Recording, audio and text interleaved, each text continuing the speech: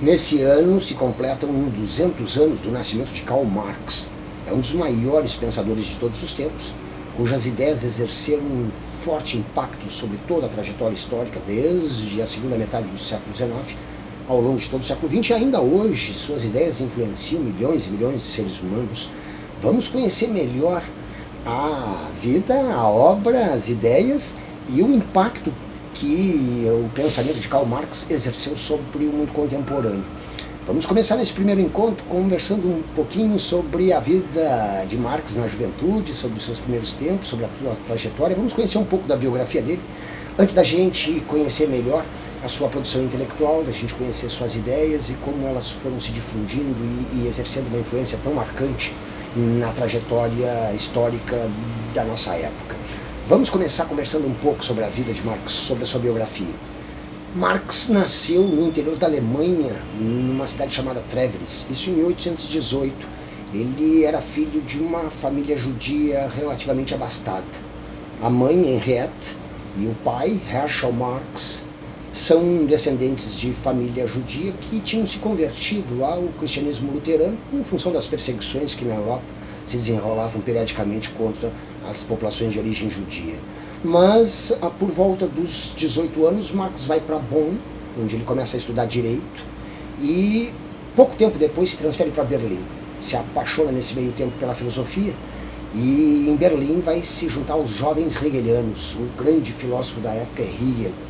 Sua concepção dialética da história, do progresso da humanidade, contagia profundamente a juventude europeia daquela época, vai exercer um enorme impacto e influência sobre o pensamento filosófico do século XIX e sobre toda essa noção de progresso que marca o mundo até, pelo menos, meados do século XX.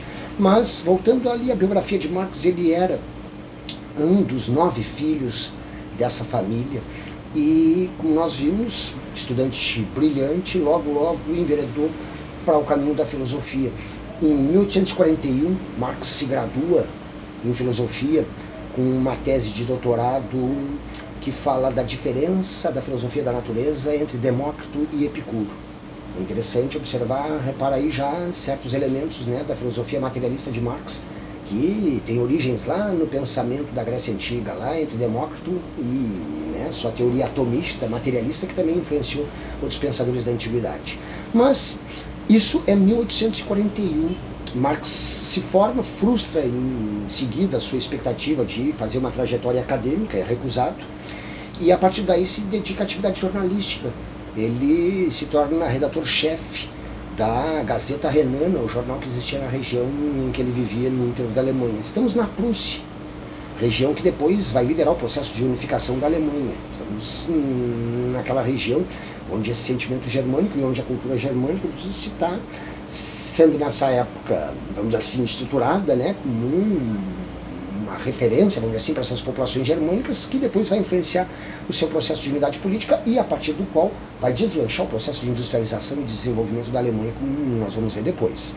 Vamos retornar lá ao jovem Marx, a essa altura, engajado numa sociedade chamada dos jovens hegelianos de esquerda. Sim, os discípulos de Hegel acabaram se dividindo em 2 grandes vertentes, uma mais conservadora, até porque a concepção dialética de Hegel serve ao mesmo tempo para justificar as contradições e conflitos, dizendo que o progresso supõe inevitavelmente que algo ruim exista para poder ser superado, vamos dizer assim, por algo melhor. A ideia, a noção de um desenvolvimento em espiral de Hegel fazia com que ele, ao mesmo tempo, visse a perspectiva de mudança, de transformação, mas também percebesse que essa transformação se dava a partir dos conflitos e contradições que existiam dentro da própria história.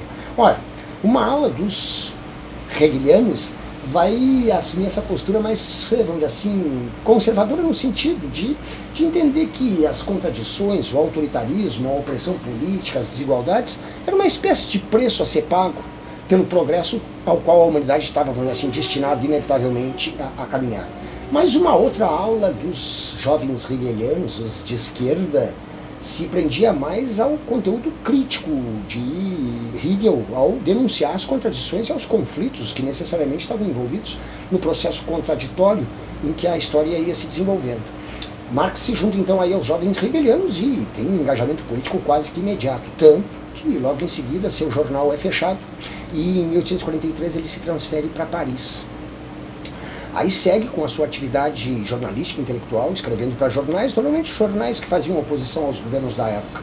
Estamos agora em 1843, é a época em que ele casa com Jenny von Westphalen, sua companheira até o fim da vida, e com a qual Marx teve 6 filhos. 3 deles morrem muito em função das condições extremamente precárias em que ele continuou vivendo. Porque até 1848 Marx viveu uma vida financeira relativamente estável, em função do que ele ganhava produzindo para os jornais, revistas, periódicos da época.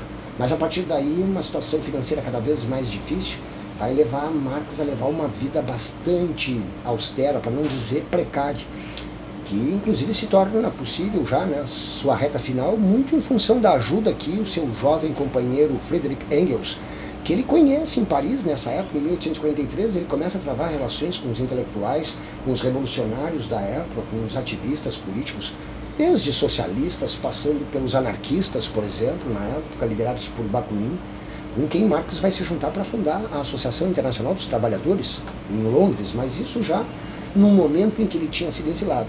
Porque em 1848 Marx está envolvido na onda revolucionária que sacudiu a Europa, a Primavera dos Povos. Ele é expulso da França, se radica momentaneamente na Bélgica, tenta voltar para a Alemanha, mas as autoridades prussianas simplesmente não admitem, e aí então ele acaba se transferindo para a Inglaterra, onde ele vai viver dessa época até a sua morte em 1883. Foi agora já nesse contexto, né, da vida que ele leva na Grã-Bretanha, que ele vai começar a produzir sua grande obra, boa parte dela. Verdade que o Manifesto Comunista já tinha sido publicado em 1848. Mas o Capital, a obra de envergadura mesmo, né, de economia política que Marx vai produzir, e boa parte da sua produção filosófica vai se dar agora já nessa fase em que ele vive na Inglaterra, em que ele se engaja de maneira mais consistente com o movimento operário, fundando inclusive a Associação Internacional dos Trabalhadores. Os atritos que Marx vai ter com os anarquistas, até porque suas concepções aos poucos vão começando a se diferenciar, enquanto Marx e uma corrente dos socialistas na época pensava numa organização política que levaria os trabalhadores a tomar o poder e, através de uma ditadura do proletariado, promoveria o fim da propriedade privada, dos meios de produção e, a partir daí, o fim das classes sociais. Enfim, Marx, seguindo a tradição, né, revolucionária que a Revolução Francesa tinha inaugurado, imagina que uma classe social historicamente destinada a tomar o poder, a burguesia, né, no século XVIII, agora se a classe operária, com o desenvolvimento do capitalismo, mas essa classe social iria então promover a definitiva ultrapassagem da sociedade de classes, acabando com as classes e a partir daí o próprio Estado definiria e desapareceria, já que na concepção marxista o Estado e toda a superestrutura política e ideológica servem basicamente para reproduzir as relações de produção e manter a base econômica, a infraestrutura econômica da sociedade, conferindo, né, o domínio de uma classe sobre o resto da população que trabalha e produz a riqueza. Ora, nesse sentido, as concepções de Marx foram se distanciando das concepções anarquistas que pregavam justamente a destruição do Estado como forma de construir uma sociedade igualitária. Ou seja, para Marx, a tomada do poder, o controle do Estado, era a condição para que se promovessem então as mudanças que conduziriam ao socialismo, enquanto para os anarquistas a destruição desse Estado era justamente o pré-requisito, a condição necessária para trilhar esse caminho.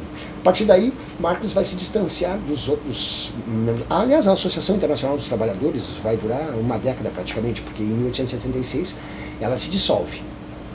No fim da vida, Marx se vive já uma situação de bastante precariedade, se sustentando com a ajuda especialmente de Engels, e depois da morte da esposa Jenny em 1881, seu estado de saúde foi se deteriorando rapidamente. Consta que deprimido e, enfim, também vivendo em condições bastante complicadas, a situação de Marx vai piorando e em 1883 ele falece.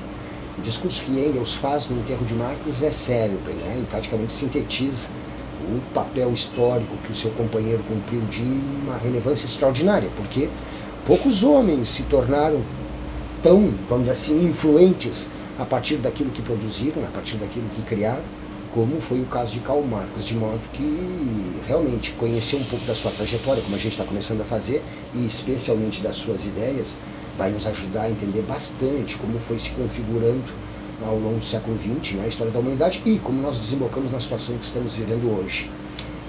Temos aqui alguns elementos básicos, né, sobre a vida de Marx. Já percebemos que é um pensador extraordinário, ou seja, com uma capacidade intelectual fora do normal.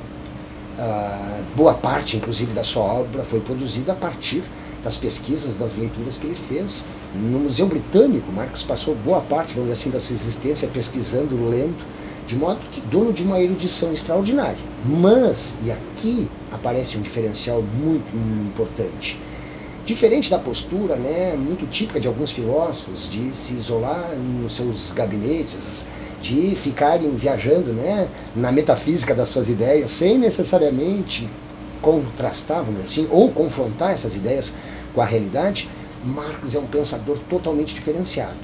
Até porque a sua filosofia, a filosofia da praxis, entende que não é possível separar a teoria da prática. Essa é mais uma herança que Marx recebeu do pensamento hegeliano.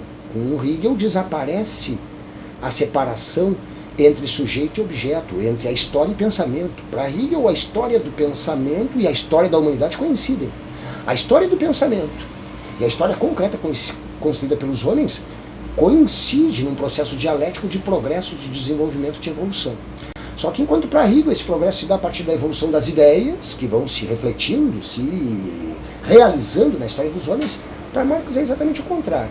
É a história concreta, a luta concreta dentro da sociedade, entre opressores e oprimidos, entre exploradores e explorados, e as ideias que eles formulam a partir dessa realidade concreta na qual eles vivem, que vai se transformando gradativamente a sociedade. Ou seja, a luta de classes é o verdadeiro motor da história, afirma Marx. Mas, de Hegel, vem essa ideia de que não é possível separar teoria e prática, separar pensamento de realidade. E que em Marx vai se desenvolver em toda a sua plenitude. Porque é um pensador que vai produzir uma obra, se já percebemos, de uma importância enorme, mas ao mesmo tempo um homem completamente comprometido e engajado com a construção, ou seja, com a realização concreta dessas ideias. Ou seja, mais que um pensador, simplesmente, Marx foi um dos grandes ativistas, um dos militantes, vamos dizer assim, mais comprometidos com a causa da transformação da sociedade entre os grandes intelectuais do século XIX. Vamos conhecer as ideias de Marx mais detalhadamente, ou seja, as três grandes fontes do pensamento marxista: o socialismo francês, a dialética do pensamento de Hegel, ou seja, a filosofia alemã idealista da época, e também a obra de Adam Smith e dos economistas liberais britânicos, que vai servir também de base para o pensamento de Marx. E aqui vamos completar essa primeira aproximação do marxismo, lembrando que talvez o que exista de mais genial no pensamento de Marx seja justamente essa capacidade de sintetizar aquilo que existia de melhor no pensamento da sua época.